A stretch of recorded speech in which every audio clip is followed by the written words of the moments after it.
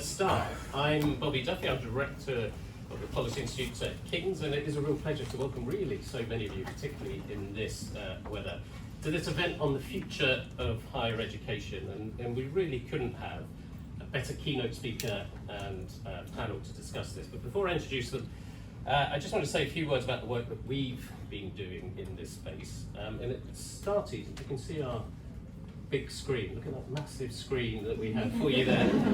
It started with this paper, which you all have a copy of, by RVC Professor Shitij Kapur at the end of last year, which laid out how UK universities are trapped in a triangle of sadness between aspiring students who feel burdened with debt and uncertain prospects, a stretched government who had allowed tuition fees to fall far behind inflation, and beleaguered university staff who feel caught in the middle. And that kick-started work for us with two further main research strands. First, looking at public opinion, which again, you've got a booklet of all of those results on your chairs.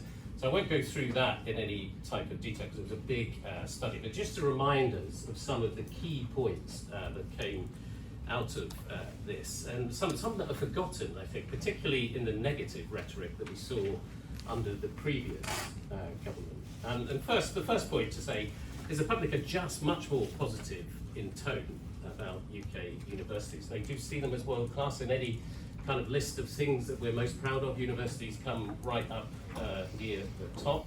And this is not just in theory or a feeling, this has a practical element to it.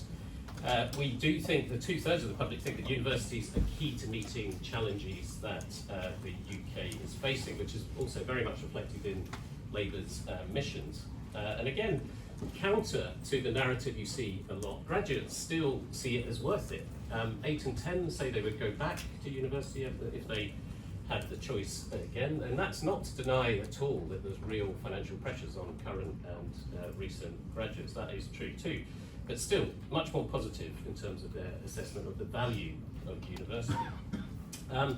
Another point that we saw is that the public really didn't have a sense of the financial pressures that unis were under when we ran the study, which was in spring and summer of this year. It was a very low electoral priority, as we'd seen at the time, but that will be shifting as the coverage increases of the pressures on universities. And our survey did show that the public were very worried about the prospect of widespread university closures in terms of the impact on students themselves, on the staff and the jobs, but also on the local communities. These are often really anchor institutions within local areas, and that was particularly true among Labour supporters. They were worried about all of those things more so than the public in general.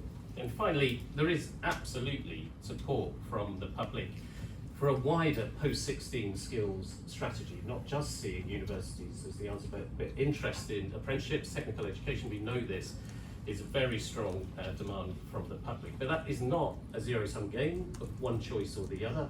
The public do see the universities as a key asset within that mix. Again, very much in line with Labour's strategy.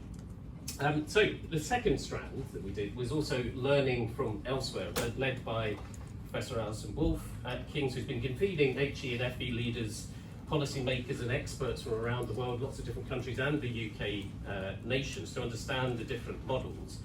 And this has been reported, we've got it on our website, so I won't go through detail, just pick up 2 points from that. The first is that there are no magic answers out there from different countries, and it is like an absolutely classic example of every family being sad in its own way. Problems are different, structures are different, context is different, but there is no magic solution that we can see from other countries. And then finally, from me, I think one of the things that came out very clearly in the discussions and in roundtables we had with Margaret and others is that we really need to have a very deliberate 2-speed model in mind for this. The short-term crunch is really important, and we need to deal with that, but it shouldn't distract us from the need for structural change within the sector, because that really does unlock the long-term opportunity. That transformation could be crucial to so many of the missions. So, to think about this and much more, as I say, we're really delighted to have the Minister for Skills, Baroness Jacqui, who we'll hear from first for around 15 minutes. Then we'll have responses from, I think I'm going to do, Baroness Margaret Hodge, who's had many ministerial roles in her time in government, but including Minister for Universities, has been a really amazing friend to the Policy Institute in their visiting professor role with us over a number of years. Then we'll hear from Professor Shitij Kapur, VC and President of King's, and finally from James Purnell, who's of course former Secretary of State and currently, although only for a little while, One more week, President and VC at the University of the Arts, London. But straight over to Jacqui, please. Welcome, Jacqui. Thank you.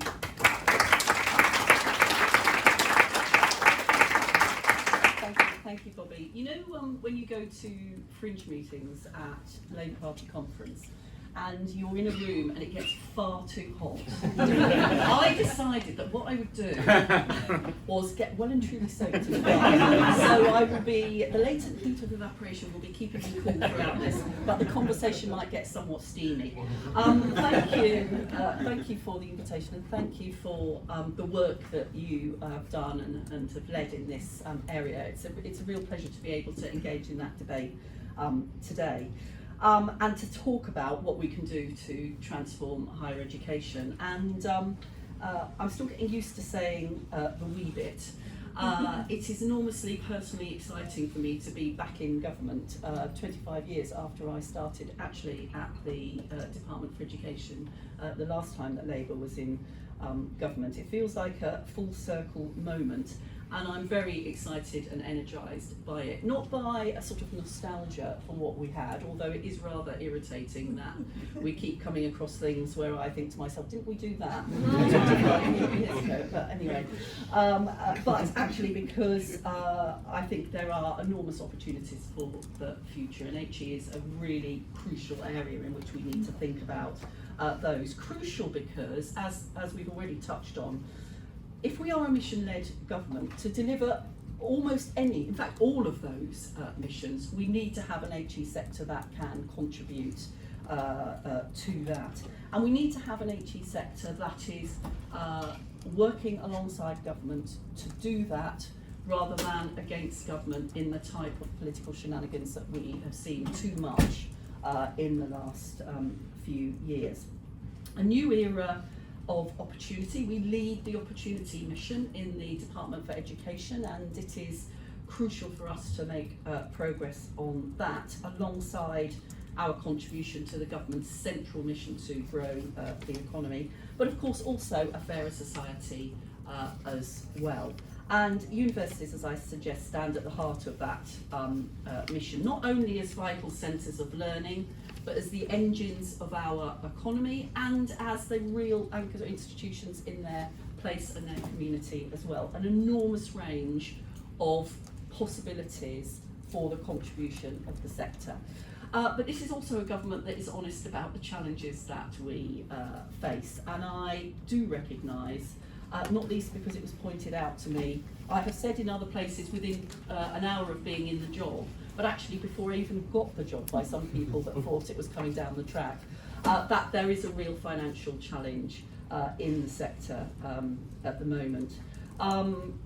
I completely understand that, and I will say a little bit more about it to the extent that I can at this particular point. And I will talk a bit, as I've been invited to, about the strategy for higher education, and also to how I think, to your point about both short-term response to the challenges but also long-term opportunities for change, we can engage on that. So let me start where the last government, I think, didn't always start, and that is by a clear statement that I believe and that we need to continue making, that our universities are some of the very best in the world. The higher education offered in this country is a tremendous asset, and we should all be proud of it. I said in my maiden speech in the House of Lords that the university sector is one of this country's greatest enablers, providing opportunities for people to follow their passions, to expand their horizons, to push the boundaries of cutting edge research and innovation. And I will continue to bang that drum loudly, both at home and abroad. And as well as that, universities, of course, are crucial to, as I say, to the national economy and to local communities. But it is the case that there is significant financial challenge. And whilst we're clear that universities are autonomous and independent and have to take responsibility for their strategic development and their financial planning, we're also aware that a real issue has arisen and that there is a challenge to deliver a more sustainable funding system that works for institutions but that also works for students and that helps us to deliver on the missions and the objectives that we've set out. And that's why very quickly we appointed Sir David Bean as the interim chair of the Office for Students to refocus the role of the OFS, and one of the areas of focus is clearly and importantly going to be stabilising the sector's financial situation, working alongside the government to think through all of the options, which we've been doing right from the very beginning, about how we can deliver that more sustainable financial position. But of course, financial stability is only the first part of the story. It's the foundation, if you like, on which we can then build a whole range of reforms, and we can, working with the sector and with others, I think, have the opportunity to think about a whole range of other areas where we want to see progress. The first of those, and a key area in the sort of pillars of work that we think are important, is the challenge to widen access to HE, to tackle the barriers that are holding too many people back across the country, preventing many of them from accessing HE. And it's a gap that is not only persistent but is widening, and we are determined to turn it around. Where you were brought up should never determine what you're able to achieve. And I had a good session with the National Education Opportunities Network this morning, talking in more detail about what we needed to do about access and participation. But their statistic, that 1 in 4 students on free school meals progresses, only 1 in 4 students on free school meals progresses to higher education in most parts of England, and in some parts of England that is even fewer, is not acceptable. It's a call to action for what more we need to do. Of course, we need to start early in doing that, and of course also within the Department for Education, with Bridget Phillipson and Liz Kendall, we're addressing the challenge of child poverty and what more we need to do to support families there. We're talking about high and rising standards in schools across the country. We're beginning that task of recruiting more teachers so that every child has got a specialist and qualified teacher in front of them. We're thinking about how we reform the curriculum in order to make sure that it is broader and developing the types of skills that children and young people need, even to be able to consider going into HE, let alone to make a success of it. Those things are all important in getting ourselves to the position where more young people are able to consider HE.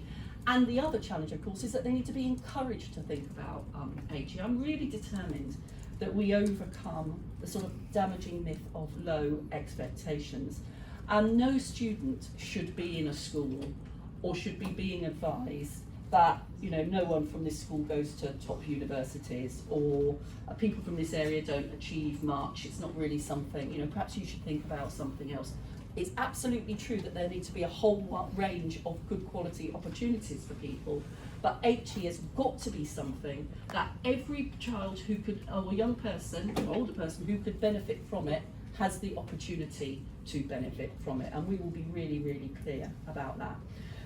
That's an aspiration. What practically do we need to do there? Many in HE and FE have told me that ensuring the right progression routes through FE and into HE would be a really important way in which we could make a major difference. There needs to be more flexibility, I think, in how courses are accessed and delivered.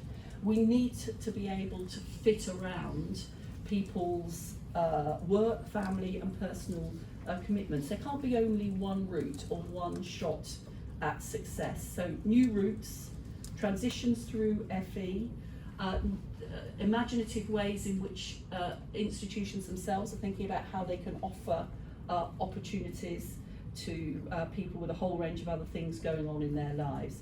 The lifelong learning entitlement will also have an important role to play. We're thinking about what we need to do at the moment to ensure that it will maximise opportunities for lifelong learning, and we want to continue expanding access to degree apprenticeships.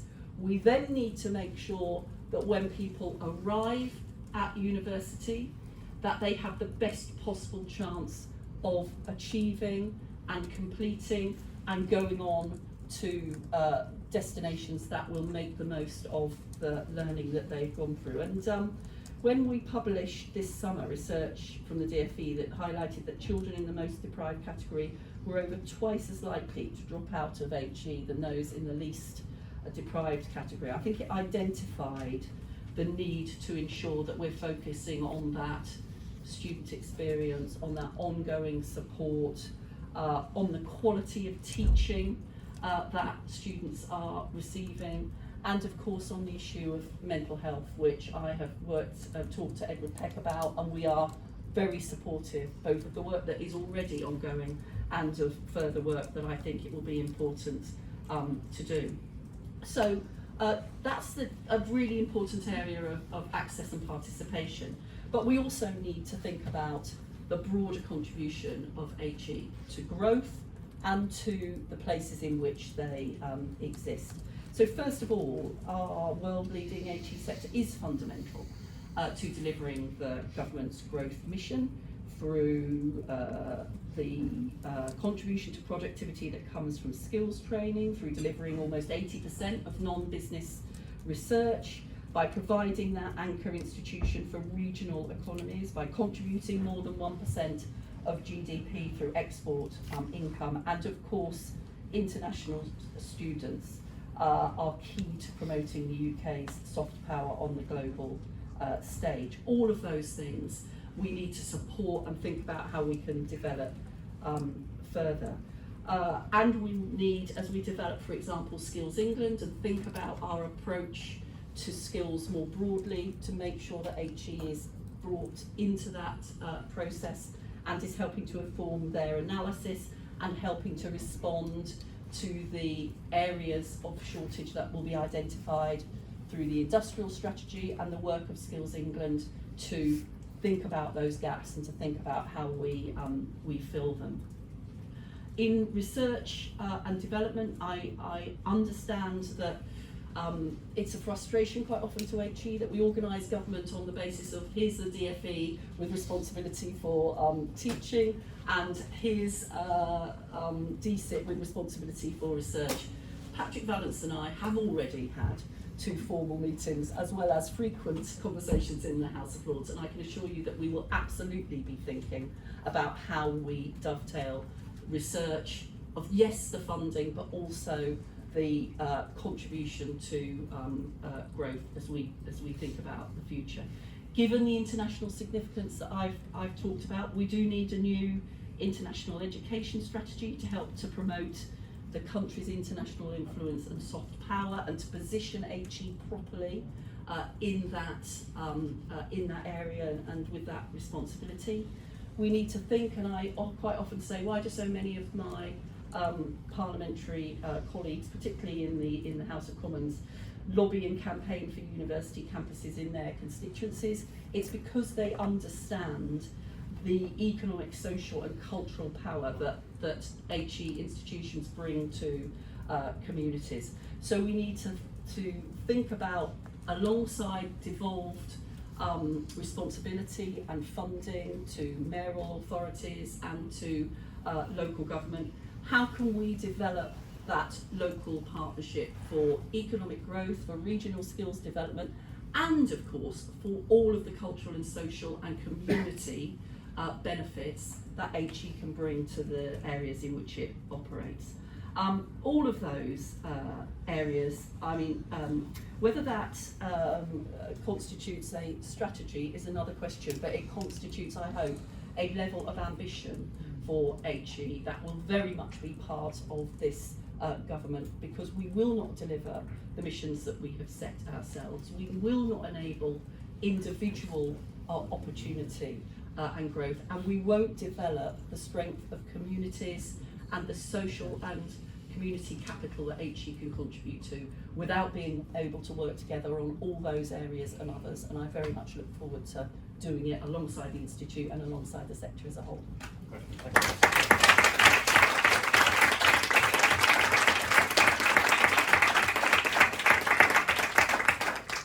Excellent, thank you so much, Jacqui. And Margaret. I'll come to me now. Well, I was just reminded as Jacqui was speaking, I was HE Minister when Jacqui was the MP for Redditch, Yeah. and wanted a university in Worcester. Yeah. And you got one.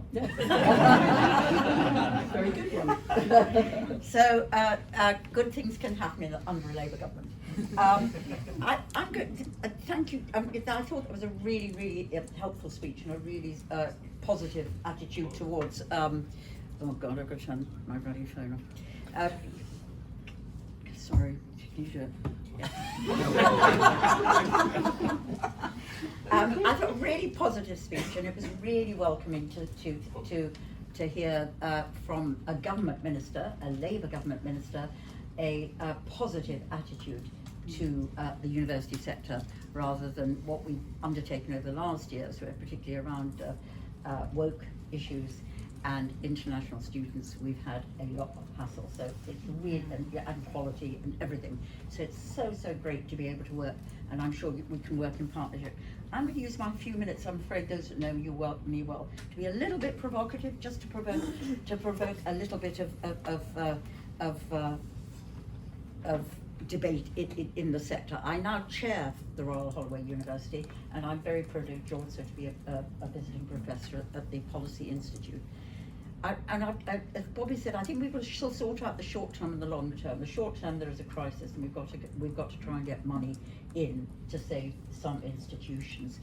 And the easiest way of doing it, politically difficult, but I think politically possible, is through international students. So I think cutting back on the international student cohort was a disaster for us. Not just a financial disaster, because it was the finance that was propping up our institutions, but actually a cultural disaster, an academic disaster, a foreign policy disaster, a world peace disaster in every way you could think of.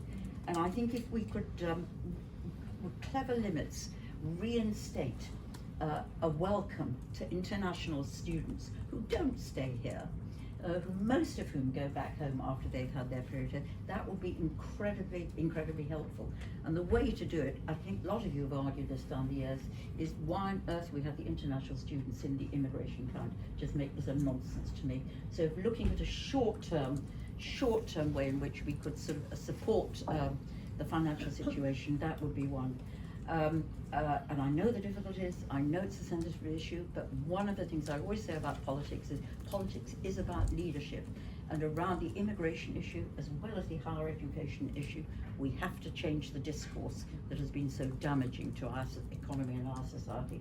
And we can do it. We did it in '97, as both James and Jacqui will remember, around things like there's no such thing as society, which was the sort of discourse that we inherited. And we can again, by giving voice and leadership, I think, change the discourse, both on higher education, certainly on immigration and other areas. The other quicker fix, given the government's commitment on research, is to look at research funding and to see whether or not you cannot actually increase the funding so it's 100% funded through government rather than funded through that. Those would be my short-term, immediate fixes. And then I want to look a bit longer term. I've just given up being an MP for a constituency which is one of the poorest in the whole country. And in my last year there, I've got to tell you, the conversations I had with young people in the sixth form, all of whom come from really poor and challenging circumstances, were the most depressing I had. these were kids whose parents never went to university, kids who were probably first generation here in the UK, kids who were getting triple A's at A level, kids who were getting into Russell Group universities, yet they were choosing not to go to university because of fear of debt. And that was the first thing. And if they did go to university, they would go to the local university. I always said QMW for me in Barking hoovered up most of the bright and talented young people living in Barking and Dagenham. What makes us all Labour politicians is about equalising life chances. And the HE sector at the moment is doing that. Which brings you to another really difficult point, which Jacqui won't be able to say, but I'll say it. And I was an education minister with her a long time.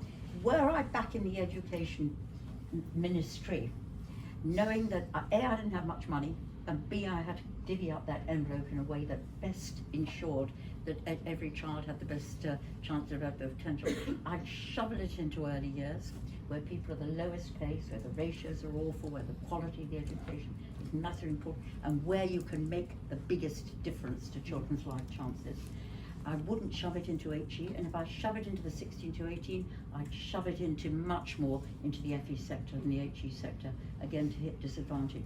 So those of us that care about actually the society in which we live, although we work in HE, have got to actually face up to, I think, the realism. I don't know, I have no idea what Jacqui's thinking the same way, but I face up to the realism, I think, that will confront very, very, very difficult decisions that that are going to have to be made.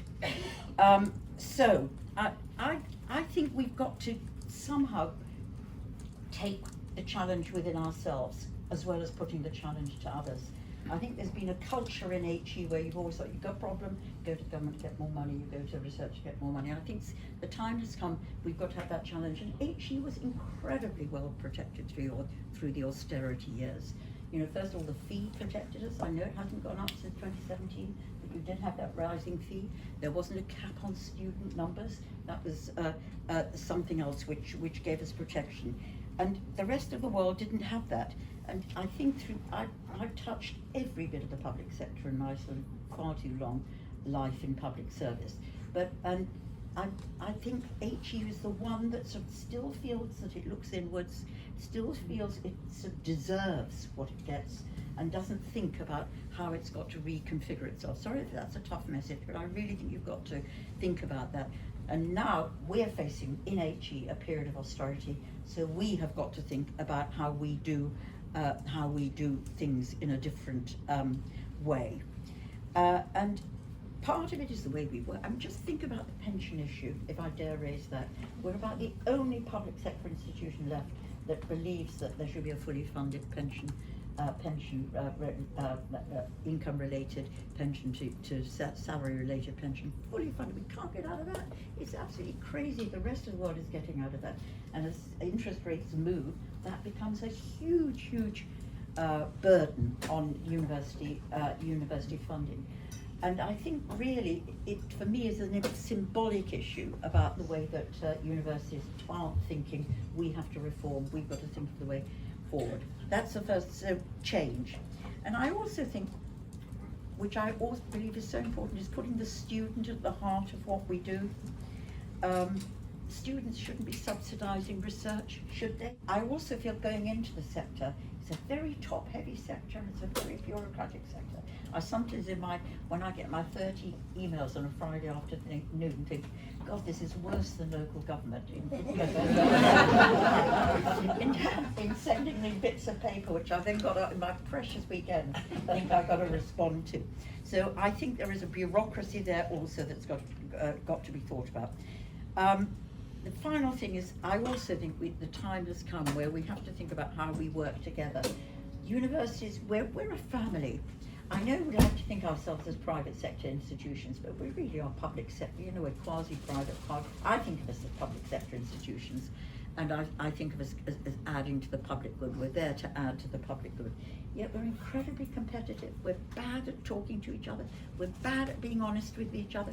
We're bad at thinking how we can better work together as institutions, which might deliver a better outcome for the student at less money. One university doing one course, another one not doing it. sharing back office costs. There are all sorts of ways. I would never go down, I wouldn't dream of talking about mergers at this stage, because when I was HE Minister, we put the money in. We gave Manchester 10 million quid. In those days, there was money around. 10 million quid to do their merger. It took them 4 years. It was crazy. But you could think about federating. You could think about federating the work you do, so that you retain your brand, you retain your independence, but that you think about how you can work together, both for your students and for your local community, looking outwards to your local community. And then I'm going to put out a final challenge, which I know will never happen, but it's one that takes me back, the one that takes me back to my obsession with education being absolutely at the heart of equalising opportunity. We've got a system now where if you're a middle class child, you're twice as likely to go to university than your class suggests in the cohort. Whereas if you're in the bottom, I'll probably get my figures wrong on this, but in the very bottom, you're a sixth as likely to go to university. It's something like that. It is still a subsidy to the middle classes. And I think we have got to get to a system where we put actually more cash in the hands of working class kids to encourage them to reach higher. And that means some of it has got to come from the middle classes that we currently subsidise through the loans and the fee system. And what I would do is not do it on fees, but it does seem to me a little bit odd that we should be using taxpayers' money to help the children of middle class families, some of whose children went to private school before they went to university, live away from home. And I wonder, that it probably won't happen because the world will go bananas, but if we could rejig that money that goes into the loan system to support, on a means-tested benefit, that supports the better off to live away from home, and rejig that to support children from poor families, young people from poor families, to have the advantage of experiencing what we all experience in a much, much easier fiscal environment. I think that would do a lot to equalise life chances. I know it's probably never happening, but that's the sort of lateral thinking I think we ought to be engaged in over the coming period.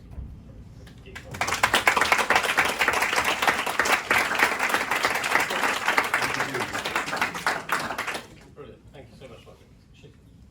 Well, when I wrote the Triangle of Sadness, I could have called it the Square of Despair, which is how I felt, because I didn't add the fourth element, which was that the Vice-Chancellors were as a group feeling disheartened and dispirited. And I have to thank the present government that through your words and early deeds, at least that disheartenment is gone.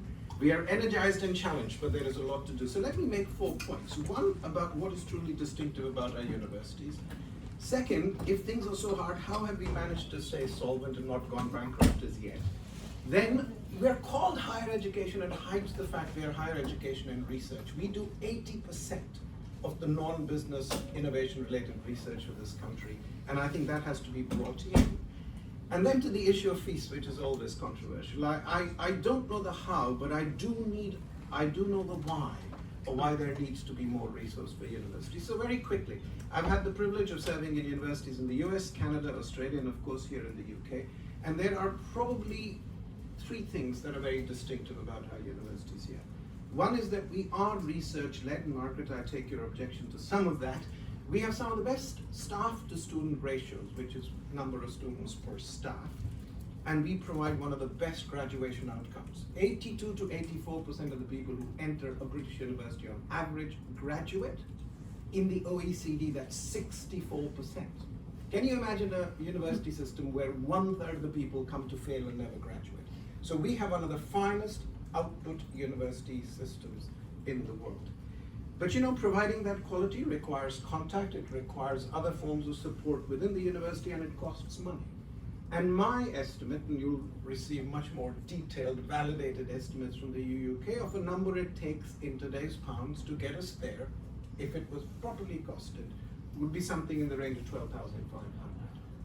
So then you might wonder, if it's been 9,250, why aren't all of us bankrupt? Well, it's because in the last 8 years, we've received 5 billion more from international students. We've doubled the number of international student revenue coming into UK universities. We can't keep doing that, but it has saved us. The other thing is there have been back office savings, even though the world thinks the universities haven't, there have been back office savings. And the third thing that's more debatable is that the workforce models have changed. We used to be largely dependent on tenured academics who had a lifetime contract. The number of short-term contracts have risen. Now people looking from a business perspective will say, well, that's just flexibility. That's what any business does. Maybe that is a view. But all I'm saying is that universities have changed. But my fear is that this model just can't be pushed. We can't find another 5 billion. It'd be good to retain the ones we have, but we can't look to more international students. But what is unsaid in all of this is that if you look at within university accounts, actually what is causing greater deficits is not the student fees deficit, it's the research deficit. Now, this is interesting. This research deficit isn't, it's essentially research that universities do for the nation or for basic sciences or for disciplines which is unfunded by someone else. And some look at this and say, well, it's just professors doing, esoteric research. But look, that is where the greatest discoveries of the past have come from. So it's a national decision that where do you want this done? Business isn't going to do it. We don't have the plethora of public non-university institutions like Germany where that is done. So if as a nation you want to stay at the cutting edge, it has to be done somewhere. Universities is where it's done, and I think they need to be better supported to do it. Now, just to give you a sense that if that's the part that's been in deficit, have we taken a hit? Well, let me give you a very simple tracker you can watch for yourself. It's called the Australian Strategic Policy Institute, Critical Technologies Tracker. They've decided to track over the last 20 years 44 technologies which they think will change the world. You can make up your mind about that. But they've tracked nations across those technologies. In 2003, 2 decades ago, we used to be, US was the first in all of them. We used to be second in about a dozen of those. And then the rest of the world. Today, China leads in 37 out of those 44 technologies. US is usually the second where it's not first. We're often in the top 5 in some. So the world of research and innovation, particularly at the cutting edge, has changed greatly. And I think we are probably still punching above our weight for a nation of 60 million, but we are not where we were. So I think we have to seriously think that, and that's why I'm pleased that you're talking to Patrick Malutz, because it has to come through that where we want to be. And that then brings me to the issue of the fees. And a figure of 12,500 has been bandied about, and of course, I hope there are some students in the audience, and the first thing that I want to tell them is not that their Vice-Chancellor want their fees to increase tomorrow from 9,250 to 12,500. I think what we think would be reasonable, that fees should be indexed to inflation in some sensible way. I mean, that would be a reasonable proposition for any system, but that probably would not make up the difference. And my view would be, and this is not the view of my university or UK, is that I think we have to find the state to help us with that difference. And you must ask why. The why is the following. Who benefits from university? I think what has happened since 2012, that we have seen universities exclusively as an individual possibility of learning and earning. We have seen it only through the eyes of the graduate premium, as if the only person who benefits is the graduate. I think that is very myopic, because if you actually look at the economic returns of university, it is true that an average UK graduate, even graduating now, is predicted to gain anywhere between 70 to 130, so let's say 100K personally over a lifetime after they paid for all their expenses. But the state will gain 70,000 extra for that graduate having gone to the university after having paid for all of its own costs. So the point is, an individual graduating is not only just an economic asset for themselves, they're an economic asset for the state. And they're not just an economic asset to the state through the taxes that they pay. It is that they change the labor market, and the overall productivity of the labor market for the non-university going people changes. So I think we have to return to seeing things, seeing universities as as a national instrument. I don't like university ever being seen as an instrument in any other person's, but that is what we are. And I will end in something that's playing a lot in our mind, in my mind more recently, is we often look to the United States to figure out how we should do universities, or we might sometimes look to the continent. But I've been very impressed by what is happening in China. Now, we don't need to look to China for many things, but there is one, no, but that doesn't mean they don't get anything right. They get many things right. And the one thing I've been very intrigued with, how could this country, which hardly had a foot in batteries and vehicle technologies, in 20 years become the dominant, scary leader in that? And that has been a concerted action between universities, state-owned enterprises, in developing an industrial strategy around batteries and electronic vehicles. And in 20 years, they've absolutely turned it around. So I remain very confident that with the positive, words that we have received, and we're looking for actions to follow soon, we can be a part of the government's missions. The mission of growth involves universities, the missions of inequality and widening access, the mission of NHS 2.0, and the mission of clean energy. So we look forward to being partners with government. So thank you.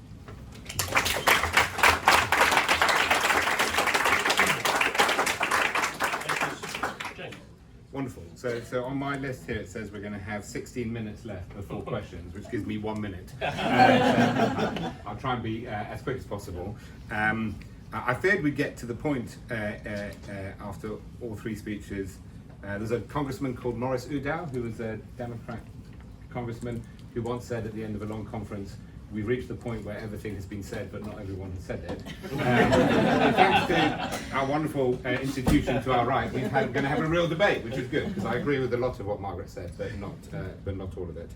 I mean, first of all, it's wonderful to have a totally different tone. I was thinking back to the HEPI event we had at Tory Party conference last year, where we were warned by Chris Skidmore that we were going to be a key ball in the culture wars over the next year, and so to have the tone coming from Jacqui and the government is just totally wonderful. But obviously, we all need to work out within the difficult financial situation that the government inherits how we can transform or improve higher education. I actually don't think it needs transforming, improve it. And I suppose my point is we shouldn't be just aiming for keeping it ticking along. I think the UK can aspire to be one of the very best, if not the best, higher education system in the world that would have all the benefits that my fellow panelists have mentioned. But if we're going to do that, I think we have to pull all the levers which are at our disposal. So I absolutely agree that reform is possible and needed. I think there are definitely areas of savings in the sector which are possible. I think our terms and conditions are still sometimes quite generous for the people who are on full-time contracts. They're not generous enough for the people who are casualised, but I think that is something we will have to continue looking at.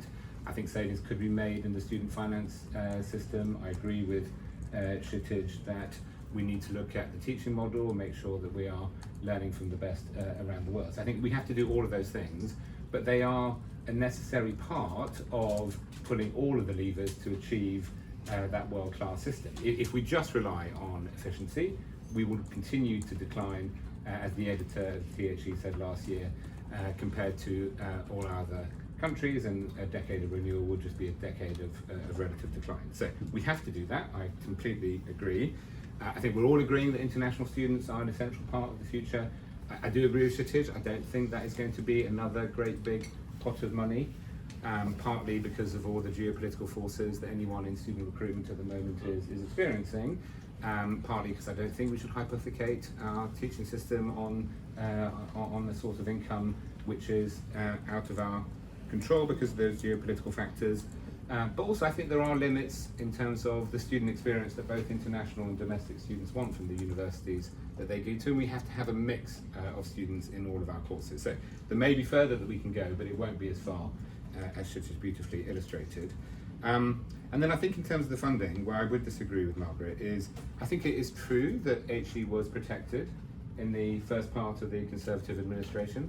I think that was a good thing. I think not having austerity was a good thing in the higher education sector, and that's why we're still in a relatively good position. I think just because other areas had austerity doesn't mean we then have to go through ours, and maybe to make a more precise point, I actually think we've gone through ours in the last 3 or 4 years. So I was looking at my phone to look at the IFS annual report they do on education spending, and if you look at early years, if you look at spending per pupil for schools, those have actually gone up in the last 4 years compared to, as you say, the austerity. So, my reading of it is, if you balance it out, if you look at it, there was a period where we were protected in the first part of the Tory government. Actually, we have continued to fall for all the reasons that you talked about.